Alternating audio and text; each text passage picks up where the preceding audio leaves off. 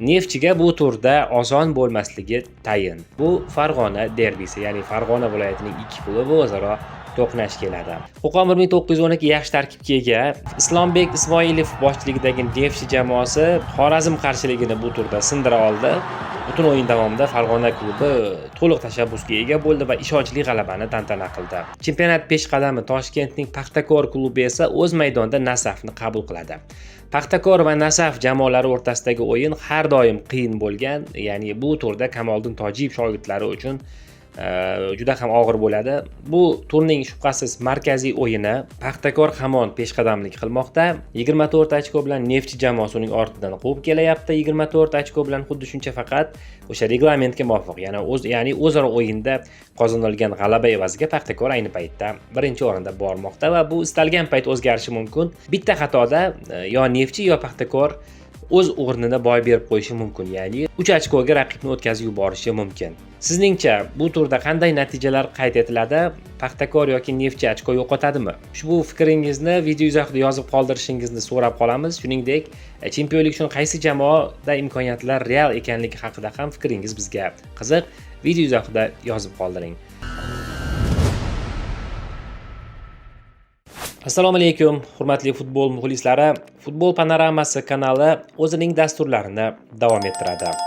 Ushbu videoda O'zbekiston Superligasining 10-turi haqida so'z yuritamiz, xususan kutilayotgan uchrashuvlar va ayni paytdagi turnir jadvalidagi holat haqida fikr yuritamiz. 10-turda ham muxlislarni bir qator qiziqarli o'yinlar kutmoqda, xususan amaldagi chempion Neftchi klubi o'z maydonida Qo'qon 1912 jamoasini qabul qiladi. Bu Farg'ona derbisi, ya'ni Farg'ona viloyatining ikki klubi o'zaro to'qnash keladi. Qo'qon 1912 yaxshi tarkibga ega va bir qator ajoyib uchrashuvlarni o'tkazdi, ammo mavsum davomida omadi kelmayapti. So'nggi turda qo'qonliklar Qizilqumga imkoniyatni boy berishdi. 2-1 hisobida Qo'qon o'zining o'yinini Navbahorga qarshi o'yinda ajoyib tarzda ko'rsata oldi, ya'ni chempionlik uchun kurashib olib borayotgan jamoani mag'lub etib, nimalarga qodirligini ko'rsatdi. Shu bois Neftchiga bu turda oson bo'lmasligi tayin. Chempionat peshqadami Toshkentning Paxtakor klubi esa o'z maydonida Nasafni qabul qiladi.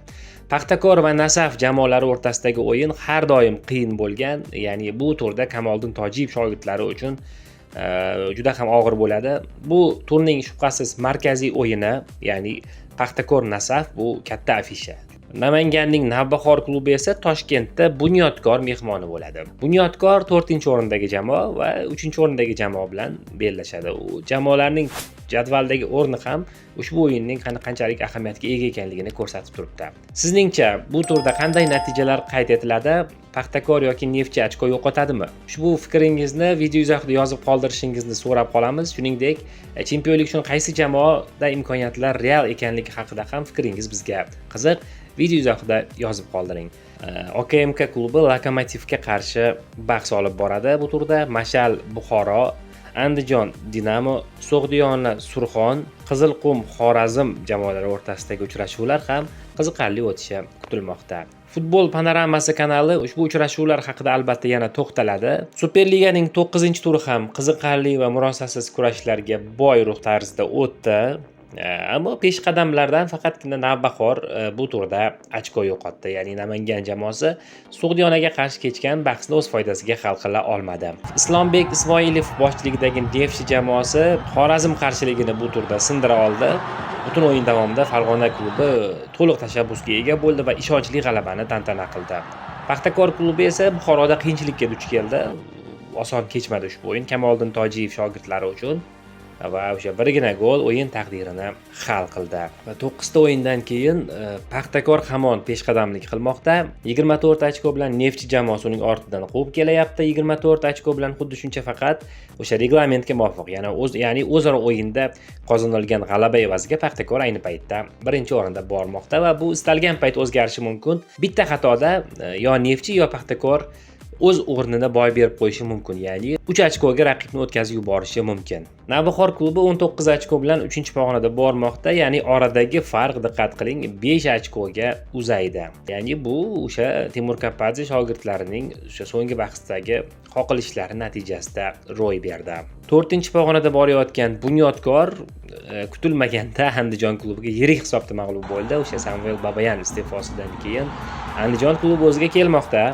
Islom Ahmedov boshchiligidagi klub Bunyodkorga qarshi fenomenal ajoyib o'yin namoyish etdi va ajoyib g'alabani tantana qildi deyishimiz mumkin. Shu o'rinda muxlislarga yuzlanmoqchimiz, Andijon qaytish qila oladimi?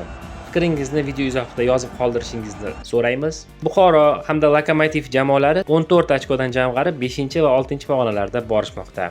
Qarshining Nasaf klubi esa bu turda Lokomotivga imkoniyatni boy berib, 7-o'rinda band etib turibdi. Telegram kanalimizda ham ma'lumotlarga ega bo'lib borishingiz mumkin. Ya'ni Telegramdagi futbol panoramasi kanalida biz har bir o'yinga bag'ishlangan tahlillar, umuman qayd etilgan natijalarni yuklab boramiz. Shu bois ham Telegram kanalimizga obuna bo'lishni unutmang hamda YouTube kanalimizga ham obuna bo'lishni unutmang.